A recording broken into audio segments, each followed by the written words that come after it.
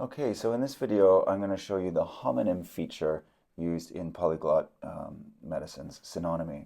I'm going to search for this entry, 이발전, and you see once I click search, I'll have a selection, and you'll see it appears as a repeated name and as a homonym. I'm going to click on the homonym button, and you'll see that it will appear below. So each of these names corresponds to a different species within the corpus.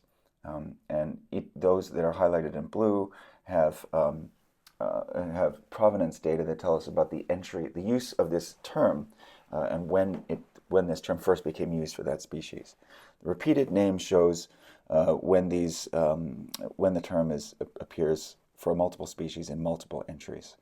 So if I open up this particular one, you see it corresponds to the primary name of jipu, about which we have a little bit of information. And I can open that up, and here we can see the scientific species that's associated, and as well as some of the regions in which it grows. But in order to expand all of these, this will take us a bit of time, so I'm going to show you a screen where I've prepared that earlier.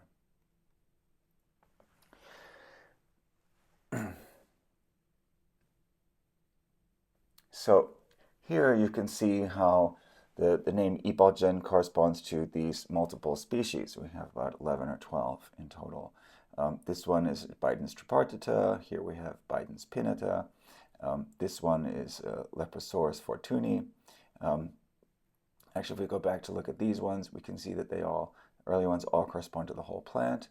Leprosaurus fortuni and the other one, Homonym oculata, both refer to the root of a particular plant. Here we have the repeated names. It appears in two different entries as Biden's parviflora, and this one is Biden's frondosa, Microsorum styrae, Pyrosia calvata, and Biden's pilosa, and then this Leptoculus digitalis, and then finally Biden's biternata.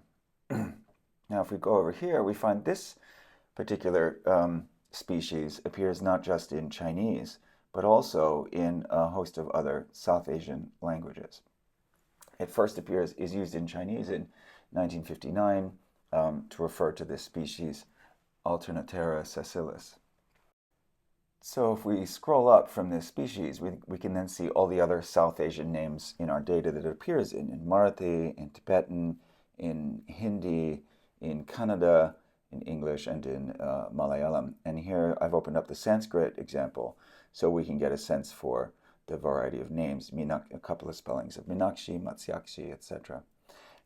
Now, if we wanted to find a bit more about when this name was used to refer to this species, we can click on the provenance data, and we see that it was given this name in the Qing dynasty, so at least it was being in use under that name as early as then.